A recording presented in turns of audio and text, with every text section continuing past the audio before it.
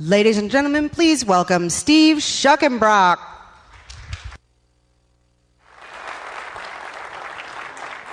Good afternoon.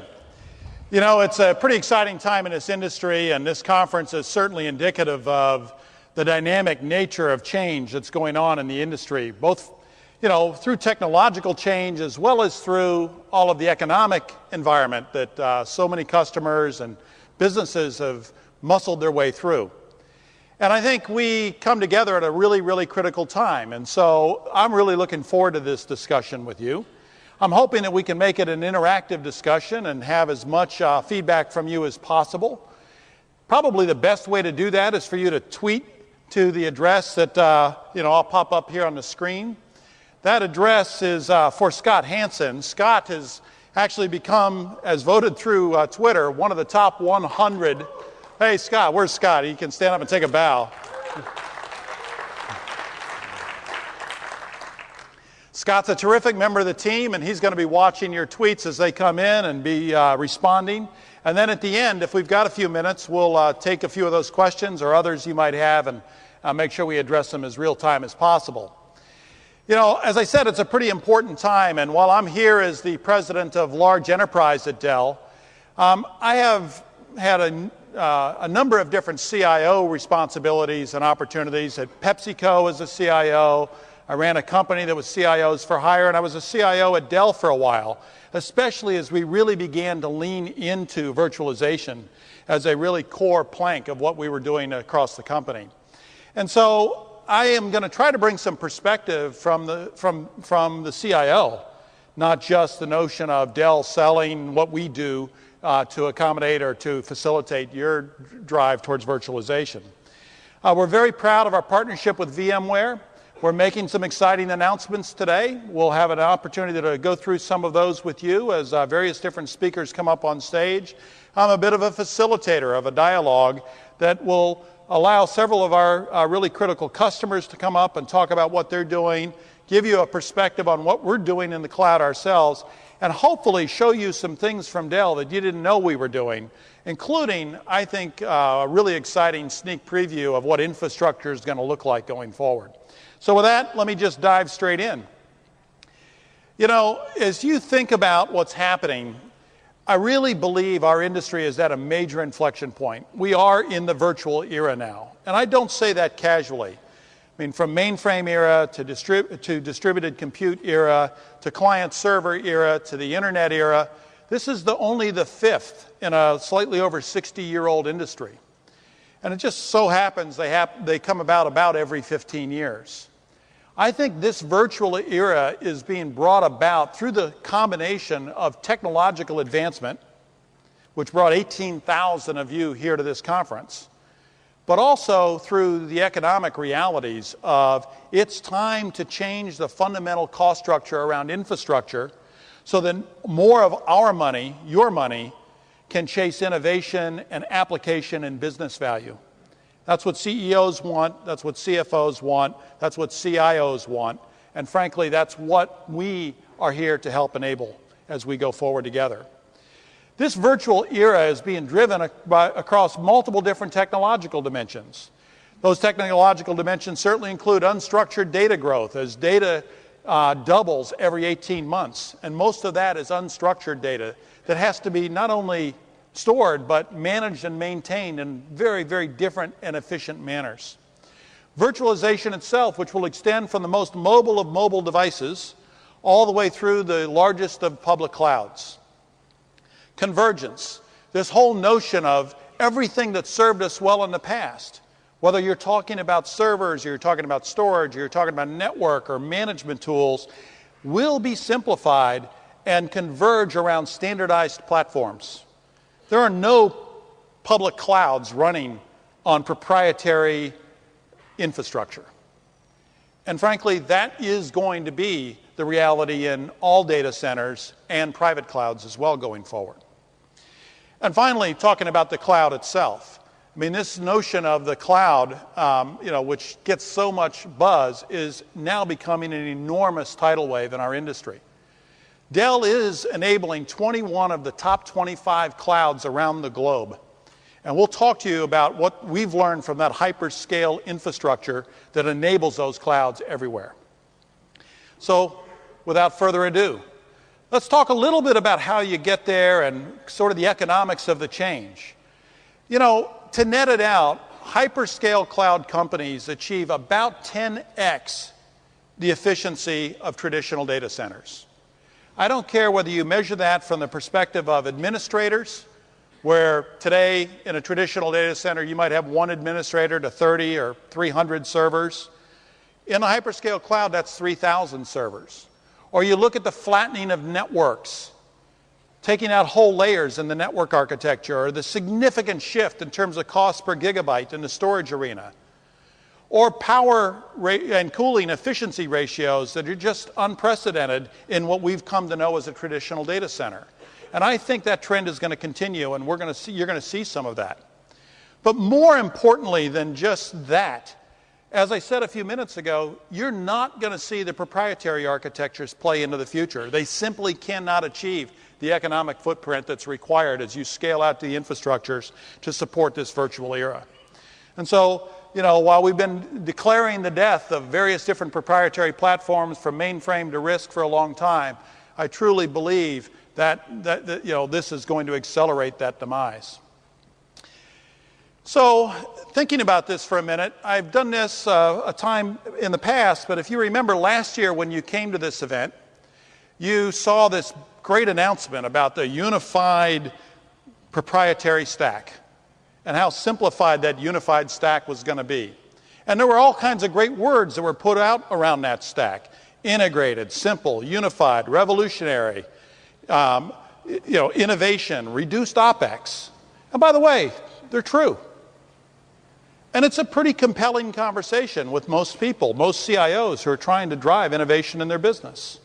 However, the words that never made their way to those PowerPoint presentations were interoperable, best of breed, preserving choice for customers at all the layers of the stack, evolutionary, allowing you to take advantage of the technology decisions that got you here and bring them forward, at least through an evolutionary process to the future.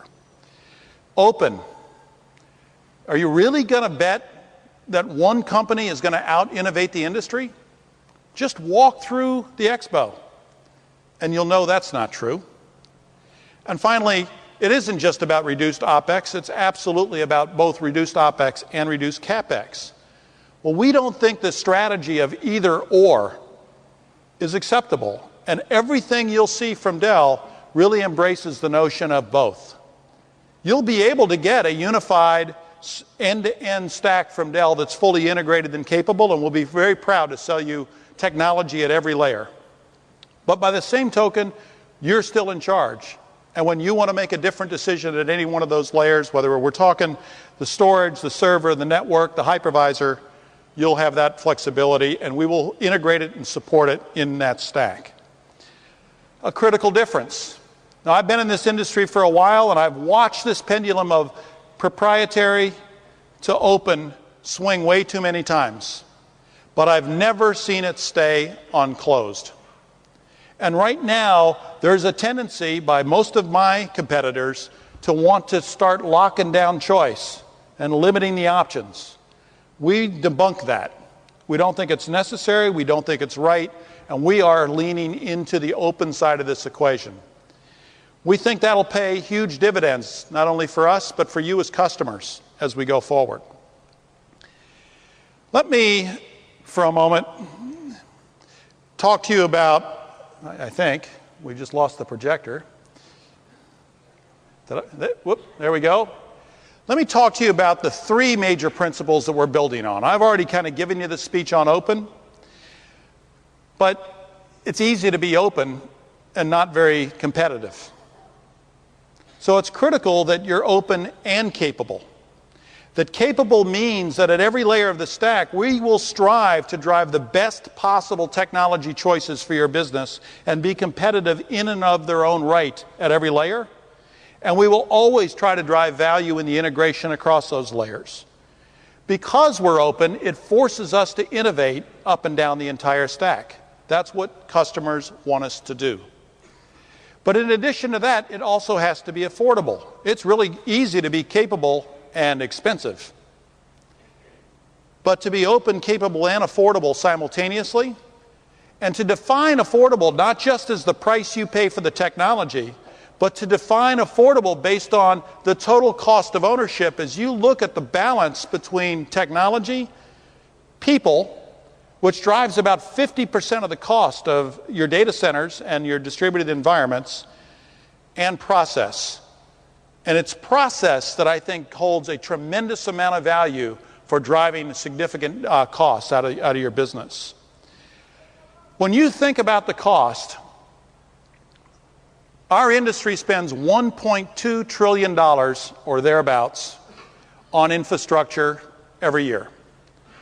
When you consider the fact that $1.2 trillion is consuming, 60, 70, 80% of the budgets that get spent on IT, something's got to change. Infrastructure cannot continue to consume a majority percentage of the cost of your IT organizations. And so we truly believe of that $1.2 trillion, there's at least $200 billion in savings. And we think that $200 billion is spread across all of the traditional data centers and all of the unvirtualized platforms, from the most mobile of mobile devices all the way up through your private clouds. It's really critical that we stay focused on taking the best balance between technology, people, and process, and attack that opportunity and return that money to your budgets, not to my P&L. If I stay proprietary and I lock you in, guess what? It's very important we work together to do this right. So, there's 3 strategies I want to talk to you about today that will enable us to do this. The first strategy is this notion of everything from the most mobile of mobile devices. Literally, this is the Dell Streak. If you filled out that card on your chair, somebody in the room will win one of these at the end of the presentation. Make sure those get passed in. It's a terrific device. But VDI, view to this client, and all the other mobile devices and all the other desktops around the globe, does bring significant value in the manageability, in the availability, serviceability of the endpoints. And as endpoints continue to explode, management of those endpoints back to people and process is critical, and virtualization is key. The second of those strategies that I want to talk about is this: how do I enable choice? How do I orchestrate the provisioning of infrastructure and the ongoing support and management of that infrastructure relative to the workloads that drive your business? That's a critical enabler to this virtual era. And then the third major area that I want to talk about is there are multiple different paths to the economics of the cloud. One of those paths is revolutionary. And if you have an application workload in your business that with the characteristics that lend themselves to a revolutionary approach, there are solutions to help you get there faster.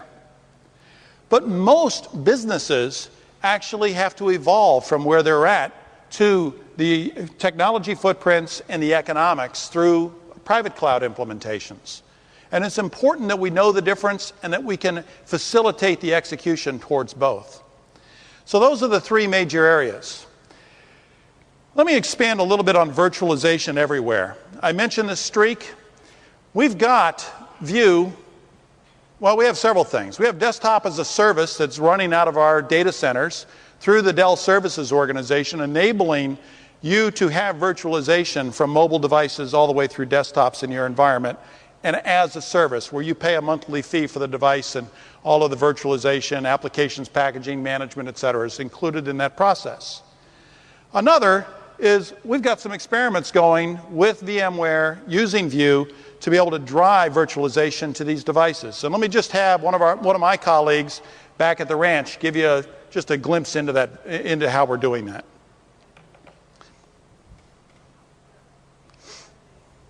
Hi, I'm Rudy Pev. I'm a lead architect here at Dell. I want to show you some of the things we're working on here in Plano with our desktop virtualization solution. a demonstration of some of the commercial use cases that we've got up and running on the Streak. I've got my Streak right here, and I'm about to launch a VDI session, which is actually running in our cloud. Imagine that you're at a job site and you come across a broken part. Wouldn't it be great to pull up the schematic or drawing of that part while you're out in the field to verify how the part was broken or what it is supposed to look like and determine a course of action? Here I can view a 3D rendering of the object that is securely stored in my company's data center.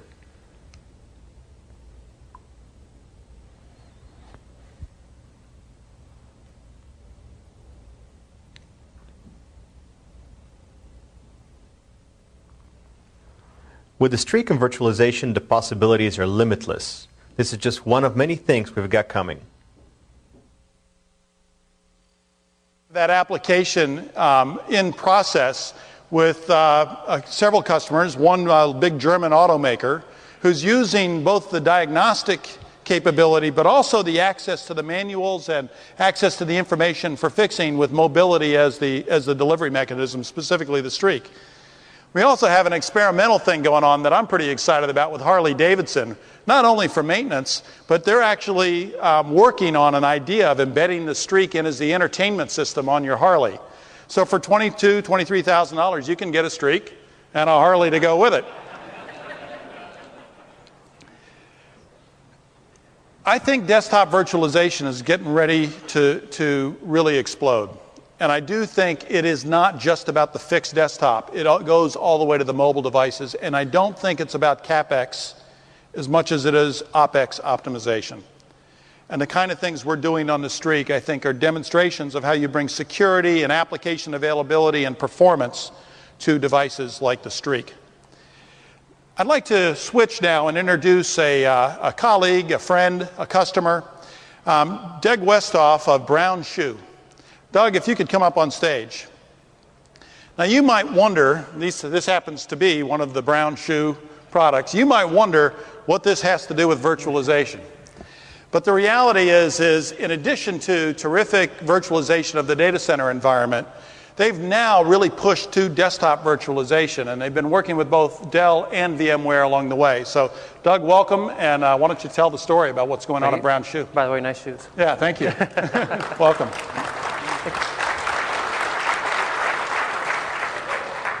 So whenever we started off, we, my boss and I guess his boss were looking at a different way really to look at the desktop and thinking there had to be an easier way to refresh desktops to make it so they're not sitting on a desk for 3 years and slowing down and an easier way to get new desktops to end users or a new way to manage desktops, or if a desktop gets a virus or something, how to clear that off much quicker and make it more business sense and stuff like that. So with that, we looked at VDI, yep. And about May of 2008, we went into production with our first with virtual desktop in our first department, and been growing it ever since. I'll tell you, it's when you think about what they do, you go online and you essentially go through the entire selection process of picking your shoes, and it's very, very tailored. It's very easy to go do.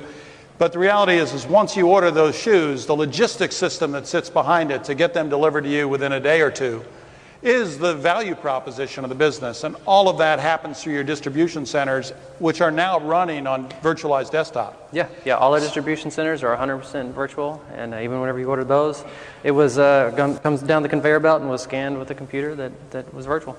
Well, and when you have viruses and when you have maintenance issues, how do you deal with it in that environment? If they're on VDI anymore, if they have a virus or something, they just call up and we figure out which virtual machine they're on. We tell them to log off. We delete that virtual machine. They log back in, and they have a brand new desktop ready to go. And so it's speeded service and had the impact of actually more availability. And how about cost? Has it driven cost benefits for your business? Yeah, we've had some within our call center. The speed of virtual and desktop, we actually saw a 30-second increase on a virtual machine than a desktop machine per call per user. So we're actually able to get calls taken care of a little bit faster. Much more efficiently. And over the whole call center, that was equivalent to 2 employees' salaries. So that pretty much paid for that department. Well, we appreciate the relationship and the opportunity to work with you, and it's nice to see you guys leading the way in desktop virtualization. Congratulations. Thank you. Thanks. Well done.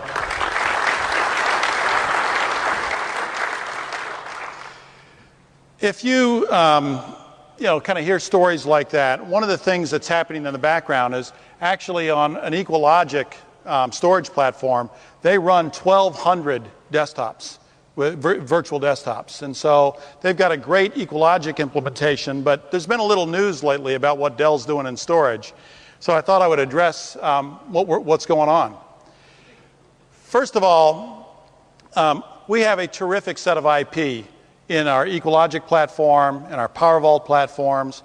We have a fantastic relationship with EMC, and it continues to be a great relationship with our partner. There's no question, though, as we're looking at some other IP that will help you drive storage efficiency in your environment, that plays like Ocarina, which drives fantastic compression, 5x the industry leader in compression technology around your data, not only drives a significantly smaller storage footprint, helping you deal with that explosive growth I referred to before, but also 5x less data moving across your network from server to server, from server to desktop, et cetera. And it's a phenomenal technology that we're using to build out the EqualLogic platform. Exanet will allow our industry-leading EqualLogic platform to now move from block to block and file capability, which is a terrific advancement and step in the right direction. And all of that's being done through the IP that we have in our environment, as well as in conjunction with our partner VMware, in ensuring that it's 100% aligned to the virtual implementations with VMware. It's been a great thing. Now, I didn't mention one of the other companies on the page. There seems to be a little battle going on relative to that. We'll watch that along with you. But the reality is we are focused on multiple things. One, manageability. The ability to provision and the ability to manage the service levels of the platform on an ongoing basis, and always assure, without operator intervention, you can move the resource to the need of the application. Number two, the whole notion of thin provisioning. Utilization of storage has to move from the teens to very high percentages. It's too expensive and data is growing too fast for us to accommodate this within your budgets any other way. And so the whole thin provisioning capability is critical. We think that 3PAR, we think that EqualLogic, we know that our relationship with EMC brings those types of solutions to bear. As I think about this, it's pretty important that the manageability of all this infrastructure becomes a significant priority. And it's interesting, as you think about the virtual era, think about a round hole. And if you think about all the legacy technologies, big monolithic systems management architectures, proprietary hardware, proprietary stacks, well, I won't go on. You know what they are. Think of those as the square peg. It is not appropriate for the world to be trying to take the square pegs that have served the past and shove them into the round hole and call it virtualization. There are new tools. There are new technologies. There are requirements that customers place on suppliers to assure that we are driving the efficiency that I showed in that march from traditional to both evolutionary and revolutionary-based data center implementations. One of those areas that I think is particularly critical as we move to this notion of driving agility and choice is how you manage that environment. So let me invite a colleague of mine up here on stage. Have Brian Jones come walk you through a platform we call Viz. Brian? Thank you, Steve. Appreciate it. So one of the ways that we really focus on paying off data center transformation is working through a solution that we're highlighting in our booth that we're launching called the Virtual Integrated System. And the Virtual Integrated System is really designed to help pay off a lot of the solution sets that Steve has talked about how you get better efficiency in the data center, how do you drive density from a support perspective, how do you drive cost containment and help customers really transform that data center into the architecture of the future. So when we look at that, we focus on really two key concepts to start with. One that Steve highlighted earlier is the interrelationship that exists between technology, people, and process. To get the most out of these data center transformation solutions, whether it's Dell's solution or anyone else in the industry, you have to find a way to really work with the interdependency of these three things. Our industry tends to fixate on technology. The vendor side fixates on technology, and as customers, you tend to look at what's the right technical solution to drive there. That's only a part of the solution. What we believe at Dell is for you to get the most out of data center transformation, you have to get a solution that balances technology, people, and process. And the second concept that we focus on is really centered around a solution that works across the IT continuum. And this is something that Dell has been developing over the last 2.5 years, based absolutely on the feedback that we receive from our customers. And what you said is, hey, you've really done a great job as a company in helping us compress the time it takes to get to racked and ready. Right? So the time it takes to deploy infrastructure and drive infrastructure into your environment and get the benefit of that technology. Right? So that's kind of the midpoint. Where our customers have told us is they need a solution that works across the entire continuum. So from hardware in a box, right, out to that racked and ready space, but really driving to an empowered end user with a new application. That's the entire continuum. And this second half is something that Dell has really been focusing on and developing technology for in our VIS solution. So those are the two concepts that really drive data center transformation. For you to look at and evaluate a solution and for it to be valid in your infrastructure, it really should address both of these pieces. And so when we look at VIS, it's really split into three component areas.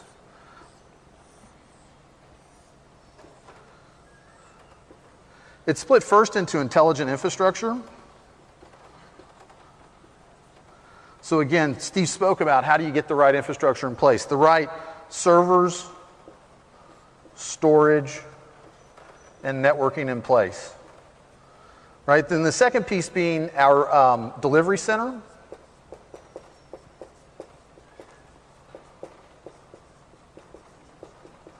And the final component being our integration suite. So VIS is made of these three components. And so when we look at the technology, again, it's designed to work across that entire continuum, not just a racked and ready, not just a hardware-centric solution.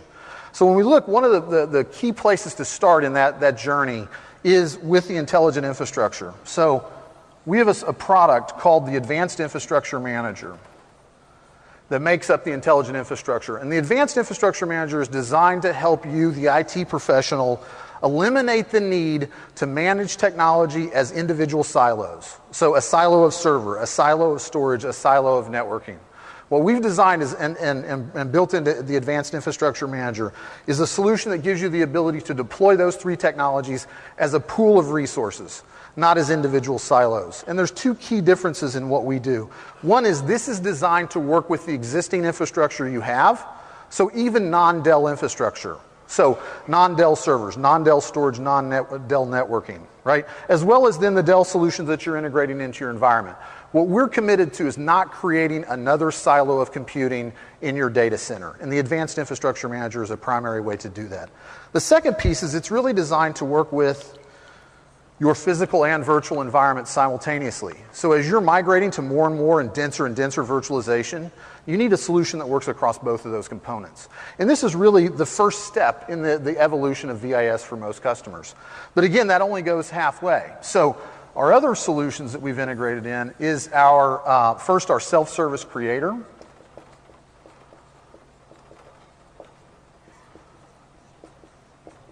And the creator is designed to help you with the application side.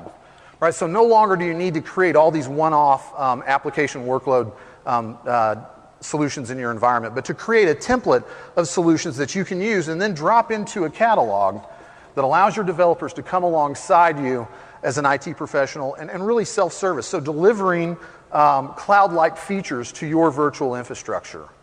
Right? And then the third piece that we add is our director piece. And Director is designed then to manage all of those solutions as a single set, again, of resources. So work with the Advanced Infrastructure Manager and the Self-Service Creator to really create an entire end-to-end solution. And then we tie all of those things together with Dell IP, so something we've developed internally that allows you to then take those consoles, take those tool sets, and collapse them into your virtual machine manager of choice. So thereby eliminating consoles, eliminating tool sets, and really collapsing that so that you're in a much more simplified environment that's designed to work across your infrastructure. And again, to work across the IT continuum. So, and the first solution that we're here talking about, obviously, is the solution that we've introduced with VMware. So the interface of Viz to the vDirector announcement that VMware is making today as well, or yesterday as well. Yeah, absolutely. So this is our solution that's designed, again, not to work with just the hardware and not to just get you to racked and ready, but to work across the IT continuum, to work to that empowered end user with a new application, which is really what we're all driving towards. Yeah, let me make a couple of comments here. First is, Brian spoke about process, people, and technology. Clearly, this is a very technology-driven answer. But if you think about it from the perspective of an application developer who used to have to go to the operations team and speak with the head of network, to speak to the head of storage, speak to the head of server provisioning, to make sure that they provision the right database for their application environment. Sure. Essentially, what this self-service capability does is allow for the provisioning of all of those areas, Dell and non-Dell, physical and virtual, to the specific needs of that application developer, taking what used to take months down to minutes. Yeah, absolutely. And it's really a very nice self-service capability. And then also, once it's in production, to not only monitor the effectiveness of the deployment of that infrastructure, sure, but also to manage the ongoing service levels and assure that infrastructure can be reprovisioned as necessary or deprovisioned as necessary, which is equally important. Yeah, absolutely. Well, that's a really powerful story, and it's something that you may not have expected coming from Dell. Clearly, this is something that is foretelling about where we're making our investments and how we think we're helping to enable the efficiency that is driven through the cloud. Brian, in addition to what you've talked about, this open, capable, and affordable mission. Let me pop up a slide here and ask you to talk to this for just a second. Sure. And tie this back to what I introduced a few minutes ago. Yeah, so when we look at the concepts of open, capable, and affordable, and we start with the intelligent infrastructure, again, it's an open set of solutions. It's not designed to work exclusively with Dell server storage or networking. So your non-Dell servers, your non-Dell storage, and non-Dell networking can be integrated into this single solution. From an open perspective, again, this is designed to work with some of the other tools that you may have in your environment, like your trouble ticket environment. So you can, again, integrate any number of these things. We're not dictating a set solution in any one of these areas. And again, the other piece is this is designed as a modular set of components. So you may already have some functionality in this area, right? Dell can integrate those pieces in. So this is designed to come alongside where you are as an IT organization and where you are along the IT maturity curve and work with the infrastructure you already have in place. Well, that's great. I think the other 2 points we'll just hit quickly here is this notion of capable and the ability to take advantage of all the capabilities that you just walked us through. And then in this notion of affordability, this is a CapEx version of that. Clearly there's the people and process side, which has a lot of OpEx opportunity in it. But when you take our integrated stack versus that of either of our two larger competitors, it also happens to come with pretty significant efficiency on the affordability front. So appreciate you taking the time with us. Thank you.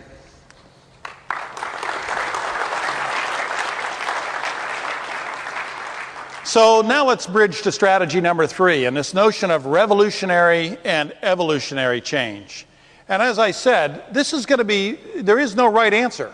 This is going to depend on your workload and your ability to migrate that workload to the proper infrastructure platform and begin to achieve the appropriate benefits. And that's going to be a very different answer depending on where your particular business and needs and application profile comes from.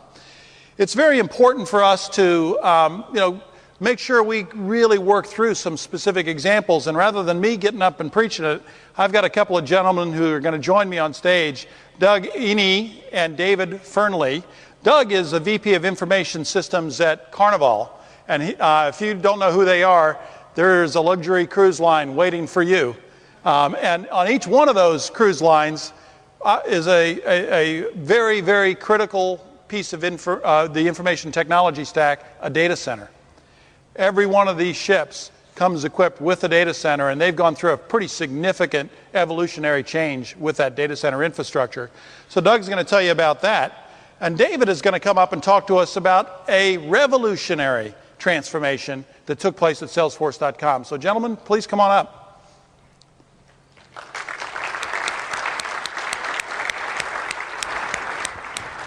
Good afternoon, Welcome. Steve. Yeah, thanks for being here. Good to see you. Thank you. Thanks, Steve. Doug, starting with your business, I mean, not many of us ever have the responsibility of putting a data center on a ship. Not only are you putting data centers on the ship, but you're supporting a whole myriad of new types of applications. Can you tell us a little bit about the challenges? Well, a ship is really think of it as a country or its own world. It's kind of hard to bring a fiber optic cable out to the ship, and it's hard to get a technician out to the ship if something goes wrong. So it's truly a self-contained environment. I kind of look at it as having two arms. So what we do on a ship, it has to be agile, but it has to be affordable. Yeah. Okay? It has to be reliable, and by being reliable, it's resilient. It has to be maintainable, but it has to be manageable. So we look for those components in anything we do. And we run purchasing, we run hotel management, just like you would at the W across the street. We run casinos and gaming, shore excursions, the wine ordering system, interactive TV, and safety and security all run through our data center. That's pretty phenomenal. And you virtualized that infrastructure and made a migration from Unix to Linux. So yes, what drove that? The cost and just availability. Commoditized servers versus proprietary chipsets is probably the major thing, and also just the cost of storage. We have a very heterogeneous environment. So we have the Linux, we have Wintel servers, and for example, we used to have 28 servers on a ship. Wow. We've gotten that down to 4 in the virtual environment with fully VMware. Backed up, fully backed recoverable. up. And then we have an Equalogix in our data center, and then in another area of the ship, in a totally different fire zone, we do our snap replications over to that in a totally different area. That's a phenomenal story and a tremendous amount of work. Right. You work with Dell, our services group, as well as with VMware. Tell me how that worked. Well, we went into virtualization, and we started with a pilot. And through the pilot, we're now about 60% of our data center virtualized, probably getting up to about 80%. And we did that very quickly using Dell Professional Services to help us do that. First the proof of concept and then deployment in just a number of months. Well, that's terrific. Thanks very much for the story and the change, and we really appreciate being your partner. We appreciate the partnership. Thank you. David, you've got a similar story. Sure. Yeah, very, very definitely. So you're coming from the other side of this. This is, if you will, I mean, I'm not sure what the definition of revolutionary might mean, because to Doug here, he might have said, well, wait a minute, that was pretty revolutionary what they pulled off. But you've got a workload that looks for super high scale out, hyperscale cloud-like infrastructure, and you've made massive changes to that infrastructure over the last couple of years. Tell us about that and what you're doing with virtualization as well. Sure. So as you may know, at Salesforce, we currently have over 82,000 customers, and they typically drive something like 320 million transactions per day through our system. And so working with Dell, we needed, a robust, redundant, reliable infrastructure that we could rely upon to ensure customer access all of the time with fast access to the data, so on and so forth. And so if you look at our legacy Unix infrastructure, quite frankly, that was becoming cost prohibitive, and we needed something new. And so we took a look at the PowerEdge server line. What we got as part of that investigation was something much faster, much cheaper, and much more reliable. And in fact, over the last couple of years, we have moved away from that legacy Unix infrastructure. We've moved on to the Dell PowerEdge line as it stands. We've gained something that is twice as fast. We've expanded what will be a 4-node database infrastructure to an 8-node cluster infrastructure, therefore expanding upon our reliability. And again, with much much faster throughput. Our customers are happy with the transaction throughput. It's been a tremendous, tremendous investment over the last couple of years. Yeah, and if I could just say one more thing, a tenth of the price compared to the previous competition. And when you think about price, you also think about total cost of ownership and operation and the footprint and the power and the cooling and everything else goes into that, I assume. Yes, indeed. And like I say, it really did work out to be a tenth of the price, significantly shrunk our server footprint, the number of administrators needed to manage that, and 2x the performance. Yeah, I think it's a really powerful example of what the cloud economics do. And they come to bear in all data centers of all size, whether we're talking 4 servers or thousands of servers, and all different types of applications, from general purpose applications that cut across the entire experience on a ship, all the way through these hyperscale common applications that ride in the public cloud. Yes, indeed. So it's pretty phenomenal. Sure. I mean, if I take that a step further, there's nothing more from a Salesforce point of view than the customer being number one and important. And so with 80,000 customers, we can't afford to impact them in terms of their interaction with our application. So we have taken advantage of Dell. We've taken advantage of the M1000 Blade product line using 610s as the building block. We have close to 2,000 virtual machines now. What that enables within our R&D organization is the testing of the simplest functional addition to our stack. We're able to verify its stability, we're able to verify its impact on performance, and therefore that gives us the confidence to continue to release into this environment, take advantage of the Dell relationship, and ensure that our customers continue to have a successful journey here in the cloud. It's a phenomenal story, and when you think about the fact that when they do an upgrade, they touch 82,000 customers simultaneously with every change. And so it's a super example of where virtualization plays a huge role, and not just the cost, but also the management of availability and performance in the environment. Gentlemen, thank you very, very much. Thank you very much. Appreciate One thing I'd like to add to Carnival, and that is, in a cloud environment for Carnival, we want white clouds and clear skies. And the solution that Dell has brought to us has allowed, with the environmentals on board, to really meet those requirements to help our guests enjoy their vacation. Well, I appreciate that addition. Thank you.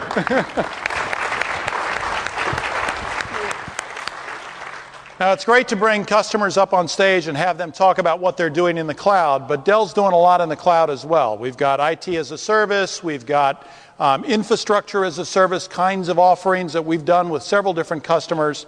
But I'm really excited about something we are doing with VMware, particularly as we not only help customers migrate to vClouds, but also in terms of how we use vClouds ourselves to enable whole industries. And I'd like to invite Chris Fitzgerald up on stage and have Chris spend a few minutes to talk about some of the things we're doing. And, if I could just go forward one.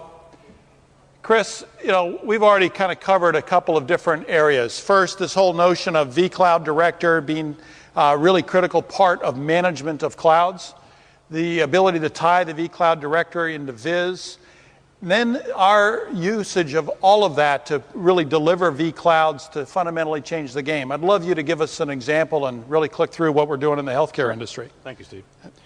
So a key thing is, you look at the healthcare industry, it's a very big challenge there. You've mentioned, for example, the explosion of storage. Almost nowhere else is it going faster than healthcare. The average hospital today has somewhere around 15 petabytes of data on site. And when you add all the lab work, that's going to grow tenfold. The challenge also is how you share that information, because most of us have more than one doctor. We may go to more than one hospital or medical clinic. How do you share that? And the use of the cloud and that VM-based cloud for Dell services allowing us to go to those hospitals and physicians and bring those applications to the cloud. So storing those medical records, those images across a community of information and share that.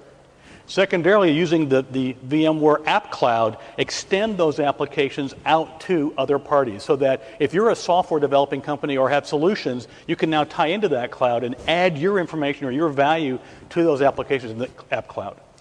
It's a pretty cool capability, and if you think about the complexity of healthcare and the costs around healthcare and all that you've seen and written on that topic, it's the connection of payers to payees, it's the connection of pharmacies to doctors, it's a connection of all of those areas to hospitals and to patients. And the information flow and the privacy of that information as it does flow across all of those different touch points, it's a absolutely perfect application for the cloud, especially as we're not is you begin to stop thinking about each one of those endpoints as a business and start thinking about the whole thing as a community. How many of those are we doing today, and where are we headed? Well, a couple things. We've got roughly 100 hospitals today that are in that cloud. But you think about that, an average hospital has anywhere from 500 to 1,000 doctors with it. So that community is what comes along with it. It's the ability to share the information securely for those with permission to get to it is a key part of that operation. But it's also going out now with that information for better outcomes. Because, in fact, if you can go to a doctor and he has access to your other tests, there's going to be better outcomes to you as a patient. So it's not just about cloud efficiency. It's about better healthcare outcomes. Yeah, it's really terrific, and that is the goal. And clearly, I don't like getting the MRA 3 times. When you think about other industries, what other industries are we now pointing towards with this capability? Well, education's a great one because of things like Moodle rooms. And also, you think about it, where do you have a workload that has a great deal of variability? You think of student registration. All of our kids are going back to school the last few weeks. The ability to register all those students very efficiently in a cloud-based infrastructure, where a year or two ago, they were trying to get enough servers online, hope the power didn't fail. Doing registration in the cloud changes that paradigm and allows universities and schools to burst up and then burst back as they need to into our private cloud for them for education. And we're starting to kick the tires around some other industries, manufacturing and financial services. And Supply so I chain, think this is a real indication of where the services business is going. Agreed. However, there's a lot of customers who are trying to pick their evolutionary and revolutionary paths and migrate their applications. What's Dell Services doing to assist those customers? Well, the first thing is we help people understand, based on their application profile, where they are in the journey, what the opportunity is for evolutionary versus revolutionary. Do they have applications that are ripe for that revolutionary change, the real hyperscale, or is it really more of getting in the evolutionary phase? Go through that kind of a workshop understanding to figure that out, and then they can prototype that with us in our cloud or on their own cloud. So we give them a chance to try it and then move and migrate the applications, because we have application developments in both the .NET world, the Java world, the OpenStack world. So no matter what choice you have, you don't have to pick to come to Dell. That's terrific. Well, thanks very much for that, Chris. I appreciate you coming up. Steve, thank you.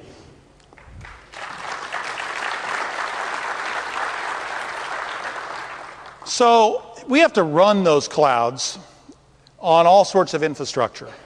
Whether it's a private cloud or it's a big public cloud, infrastructure is going to change. We've talked a lot about virtualization. We've talked about it being applied across all the layers of the stack. We've talked about the manageability of all of those layers. But quite frankly, data centers are going to evolve dramatically. We've been doing a lot of work with the hyperscale data centers. I mentioned before that we run 21 of the top 25 data center or hyperscale data centers in the world. Names you would recognize.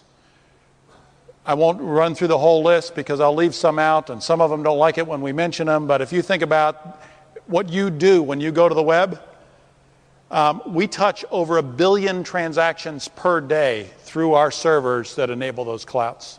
And so it's a pretty phenomenal scale. In fact, if you took all the servers we shipped to those 21 customers last year, and you compared the total count of those servers to all of the server vendors in the industry, Dell would be number 1 in x86 servers, HP would be number 2, and Dell would be number 3. We ship more servers in the industry to those 21 customers than IBM ships to all of its customers combined.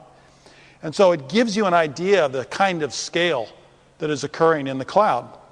Well, we're going to give you a sneak preview of something we're doing to enable those hyperscale customers.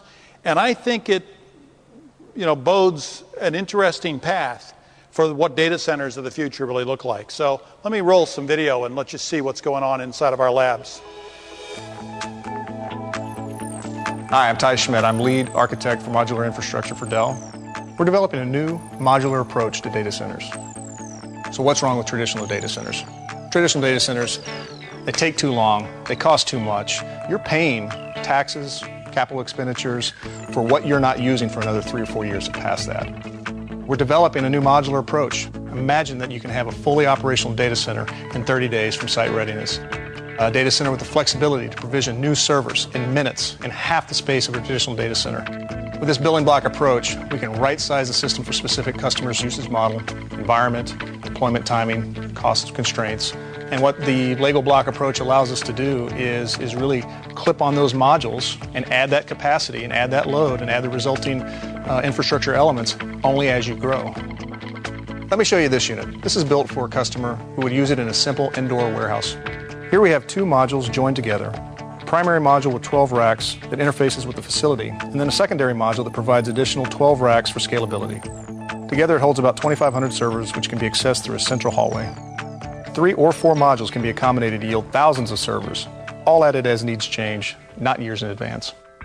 So unlike traditional ISO containers that are very rigid in their approach, the modular architecture allows us to really fine-tune each of the individual critical areas, power, IT, and cooling. With traditional containers, it's very costly, time-consuming to make changes to that module. You end up compromising what would be the most efficient, effective solution. So we've created this modular architecture that allows us to right-size those individual blocks. This large Lego block approach allows us to really drive up efficiency while we're driving down cost.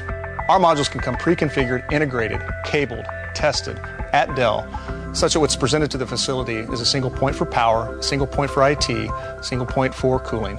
This instead of the thousands of points that you would typically get. This greatly reduces time to productive operation from months to, in some cases, over a year. My team is dedicated to innovating ways to optimize data center efficiency. We believe our modular data center approach, with its ability to fine-tune every level of a data center, really represents an intriguing alternative to data centers today.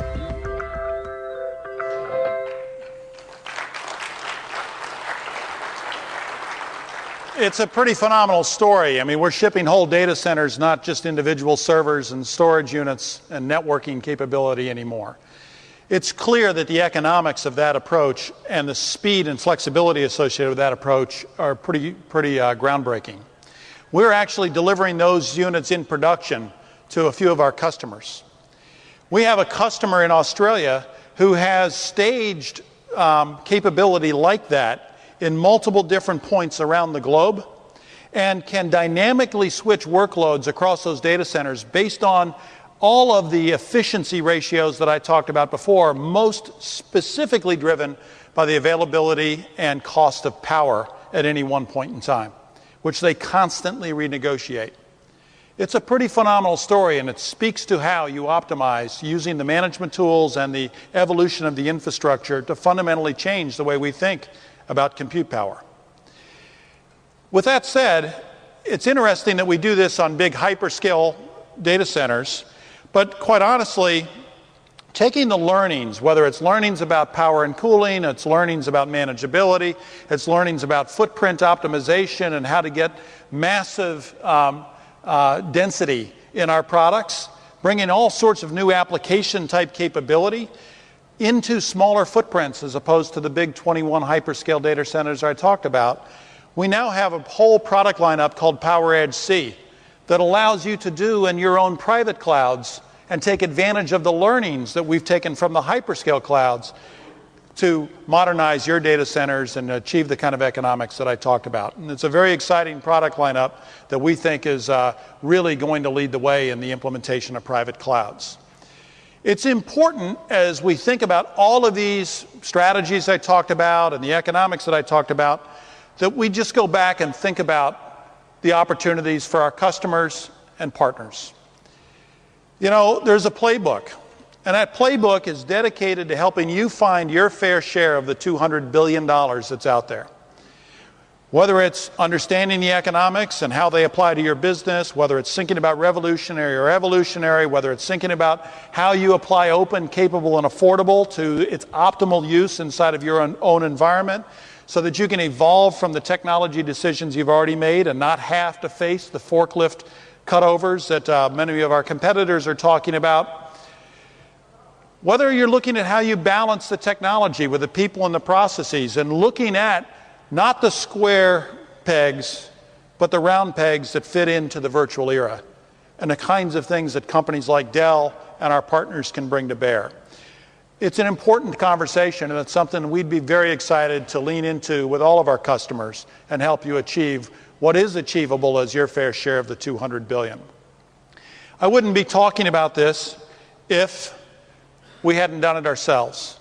We started on our virtualization journey inside of our own IT shop about 2 years ago. We've saved a massive amount of money just on the capital associated with our own infrastructure, our servers, our storage, our network. We have consolidated 30 to 1 physical servers. We have taken 11,000 servers and they've been virtualized and reduced physical servers by 6,000 in the process. We used to spend 94% of $1.2 billion running the infrastructure and maintaining the apps. We now have the combination of running the infrastructure and maintaining the apps down to less than 50% of $1.1 billion. All of the remaining money is invested in innovation and driving change that our customers will value. And so it's something we know how to do. It's something we've sweated through ourselves. We've now put that entire team together with our Dell Services team and stand ready to help you find your fair share. With that, I would just like to say thank you. And do we have time for questions? Okay, it's time to give away a streak. I first want to tell you that we've got all of your tweets. Scott is actively looking at his phone here and trying to peruse his way through all of these. If you haven't turned in all your cards, get your cards turned in quick. I see some hands up. And then, oh my gosh, there's a lot of them. Pass them down. It'll be faster. Pass them to one end or the other. And the people on the end are not allowed to take the other cards and stick them in their pockets.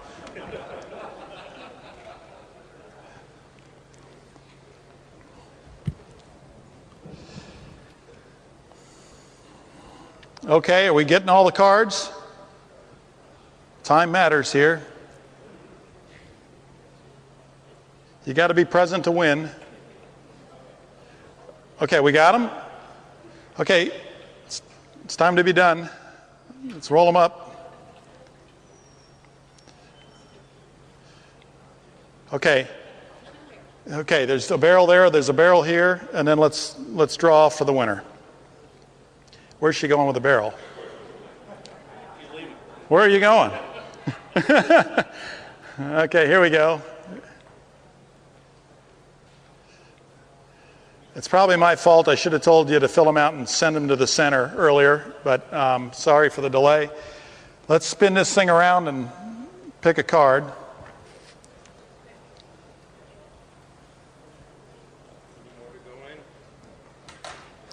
All right, I'm sure they'll trust us, but if you... Okay, that's good. Okay. Okay, for Matt Lorimer, you've won the streak. Here we go, right over here.